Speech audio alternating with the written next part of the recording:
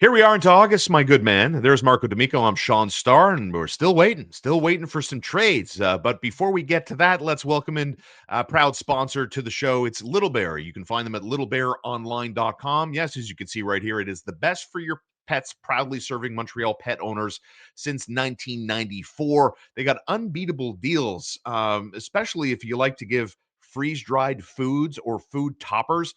50% off while supplies last on Bonnie Hill brands new lightly cooked fresh food by From.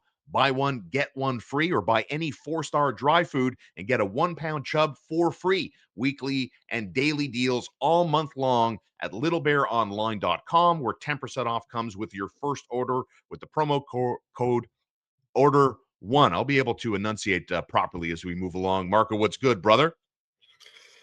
Things are good, but obviously fans are a little bit antsy about where the trade's at. We were told that this was going to be groundbreaking amount of trades.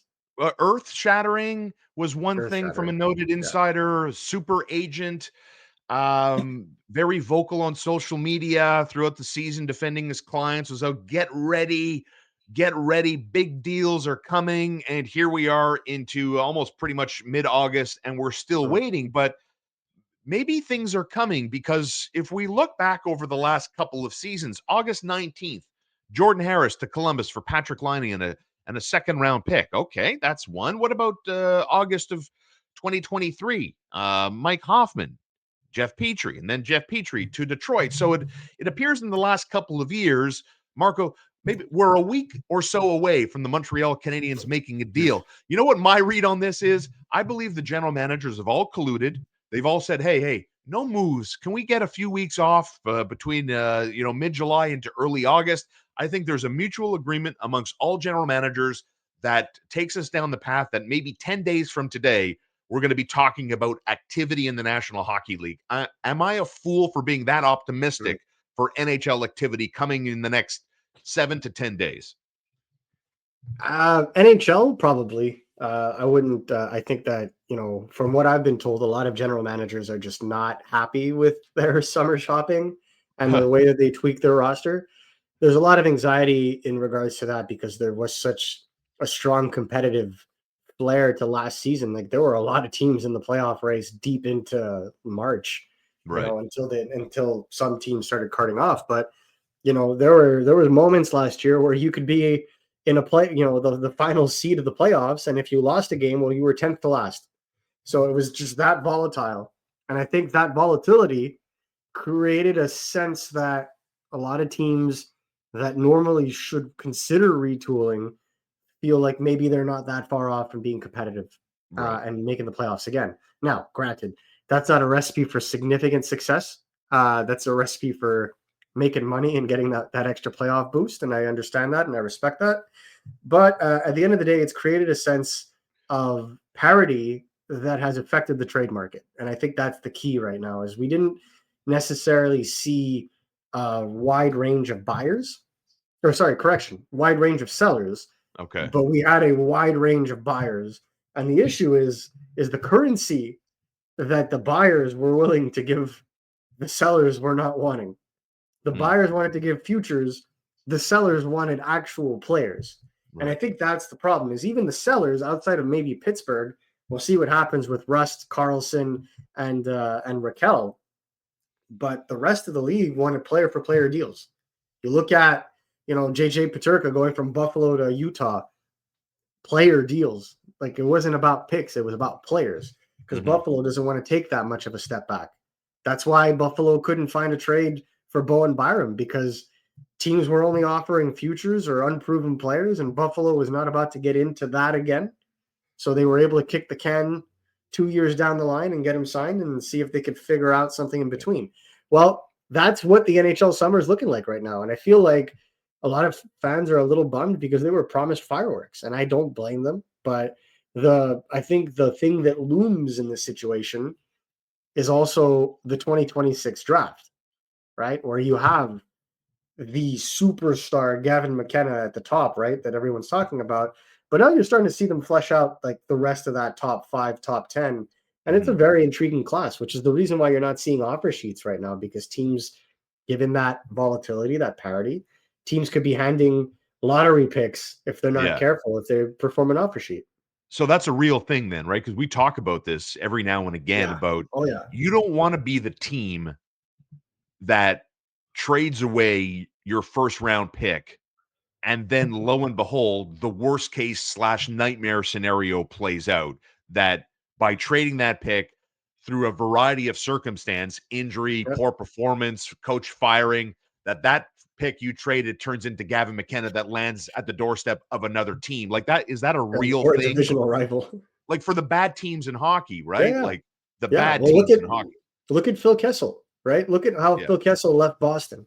Was traded for 2 firsts, a prospect, and I believe a second as well. Those 2 firsts were 2nd and 9th overall picks in respective drafts, one of which was on the Stanley Cup winning team.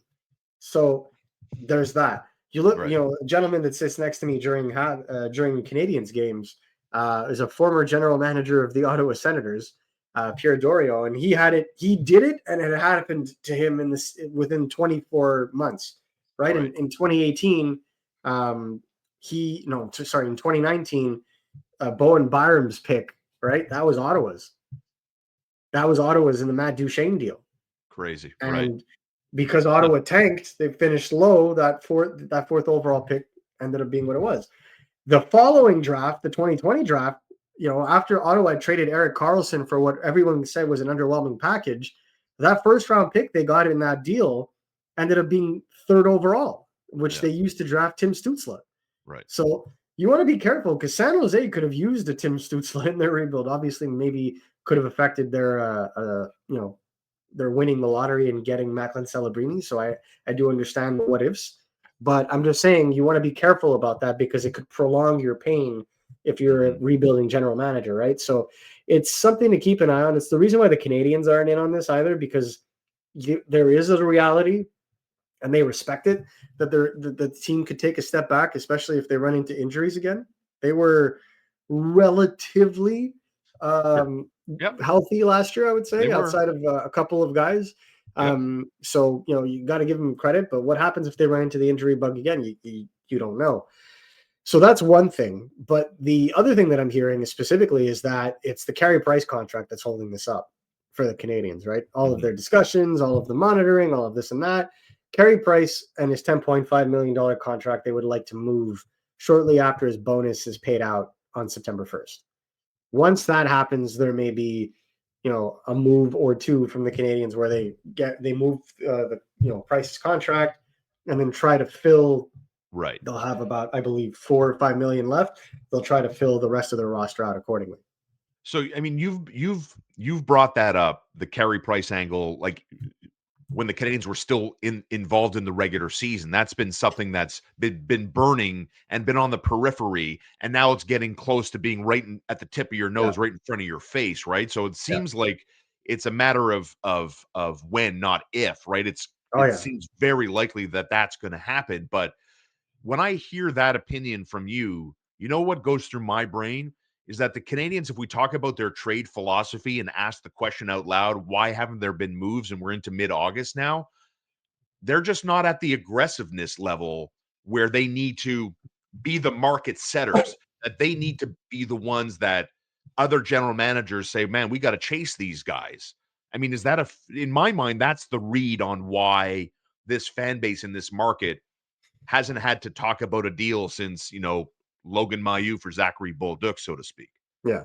Well, I mean, I think you can easily say that the biggest trade was the Mitch Marner sign and trade from Toronto to Vegas.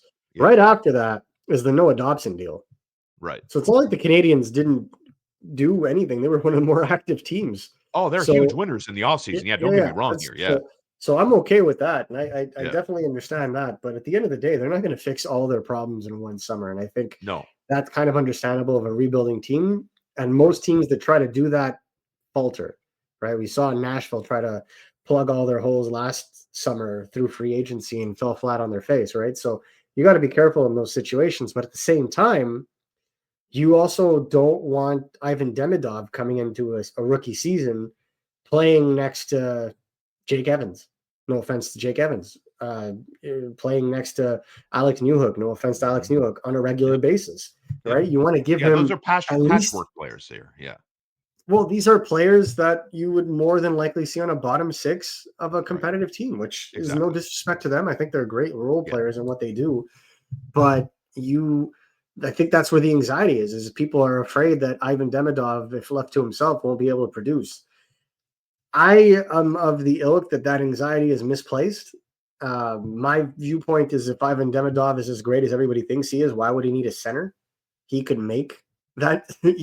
This is why I like the idea of Kirby Dach's redemption story next to a guy like Ivan Demidov, because Ivan Demidov is such a creative, intense, skilled player that he could make a lot of room just from the coverage that he's going to get in probably after game 10, 15, and that's going to open up a lot of ice. And I feel like at that point in time, it's when other players on the team will benefit from his talent. So that's where the Canadiens are at, where they'd like to improve their top six. Obviously, they've had discussions with other teams, Seattle, St. Louis, etc., about adding a forward, but no dice, right? Those teams, for whatever reason, be it no trade clause, be it lack of trade fit, just didn't work out. But the Canadiens at the same time are over the cap. And I think that impacts them greatly, because you don't want to get to a point where you trade yourself out of, because you can go over 10%. Then you can use off-season LTIR. The Canadiens do not want to do that. They do not want to use off-season LTIR. They would rather just trade the contract once the bonus is paid out. So that's basically kind of the holdup in this situation. It would be a money in, money out kind of situation.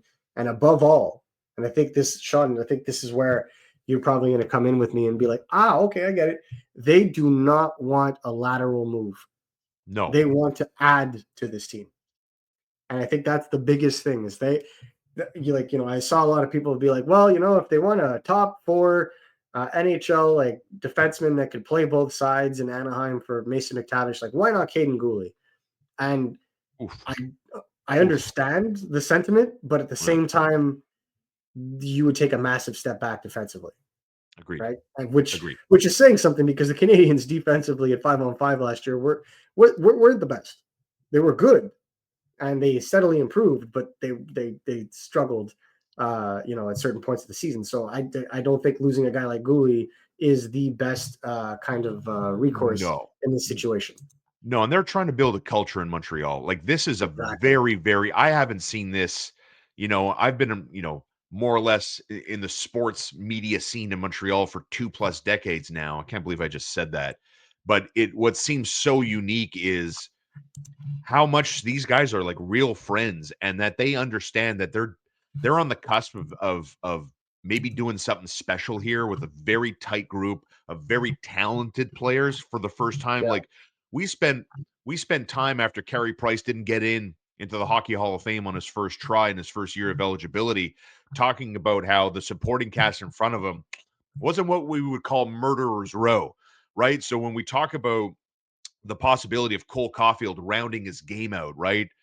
Nick Suzuki getting to 90 points, having the promise of a budding superstar in Demidov, superstars on the back end in Dobson and Hudson, and the possibility of a great defenseman in David Reinbacher. Like they're purposely building a culture that when they, I guess, Marco, when management and the coaching staff says, okay, we have a legitimate winning window that is now opened, I think that's when they go for the home runs. I'm on your side of this conversation. Lateral moves to make no sense for where this team is at currently. And that's why the Kirby Dach, you're watching footage of Laine. The fact that you have a veteran of his status, granted going into a contract year, if you want to be a skeptic, Laine and Demidov have looked great all summer long. But it's interesting to me that, the Montreal Canadiens, Marco, have put out lots of footage of players in Brassard practicing, playing, highlights, goals. Nobody's seen Kirby Dach. It's just speculation. He looks good. Eric Engels reporting last week when Don LeCoulis went sideways, saying, oh, maybe there's a setback there. Engels came out and said, nope, not so fast. I hear quite the opposite. I'll defer to Eric Engels and go with his reporting on that. What do you make of the fact that Kirby Dach outside of everybody else, we haven't seen him this summer skating. We did see him this summer skating. He was skating on the Brossard ice at some points this summer. I For the specifically Suzuki remember. when everybody was here, but not at the rate that you see. Like every day, there's look at this Laine Demidov highlight. Yeah, but because Laine and Demidov are spending the summers in Montreal, it's a different scenario, right? Like you're not seeing, like no one's saying anything about the fact that Noah Dobson's not around yet, right? It's totally fine. And when you're rehabbing at the same time, you don't necessarily want to do that, away from your support group, and that's why he's currently in Edmonton training and with Caden Gooley for that That's matter. right. So it's not like he's doing it by himself. Yeah. But again, Max is a good friend, so I'm not gonna sit here and play which report is accurate. All I'm gonna say is there is reasonable concern simply because of his injury history. Sure. But the timeline is still the same from what I was told as well. Like yesterday was really busy in terms of phone calls and whatnot, but I was assured that he would be ready for training camp. So we'll see what comes of that. Obviously, there are different ways of getting in shape, and obviously getting on the ice in the month of August is really important. We saw how that can change for a player. You look at a guy like Ivan Demidov. The reason why he's always on the ice this summer is because he wasn't on the ice at all last summer. Exactly. Right? Yes. He had his ankle injury, so he couldn't really train. Now he's training. They have to shoo him off the ice. Yeah. And, the same can kind of be said. You look at a guy like Lane Hudson. Lane Hudson's been going back and forth, Montreal, Boston, whatnot. So when he's there, he's on the ice with the team, and it's been good. So I wouldn't necessarily worry about any of that necessarily just yet. Like as we get closer to camp, I think if the Canadiens feel like it's not looking good, they're going to look into it and see if they can find a way of getting that stopgap that I've talked about on previous videos. There are some potentially still available out there that some teams may just need to get nudged to move out, but we'll definitely keep you updated. But when it comes to the Canadiens trading right now in terms of the overall, I don't mean to disappoint, but they're very much on the back burner. They're very much just keeping tabs, and really the September 1st date is the one that's the reddest on their calendar right now. Once that comes about, you may see them, with that extra cap space. Either they bank it for the first time in their run of the team, where they actually have accruing cap space that comes in handy at trade deadline.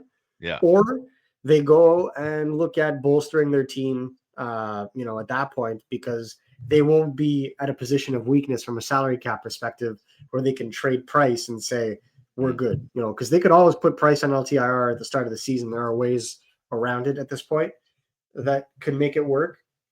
Ultimately, for me, though, I believe that the Canadiens are gonna end up moving Price. The question is simply, will there be a subsequent move after Price is moved? That's Marco D'Amico. You can follow him at RG Media and on all your favorite socials at MN D'Amico.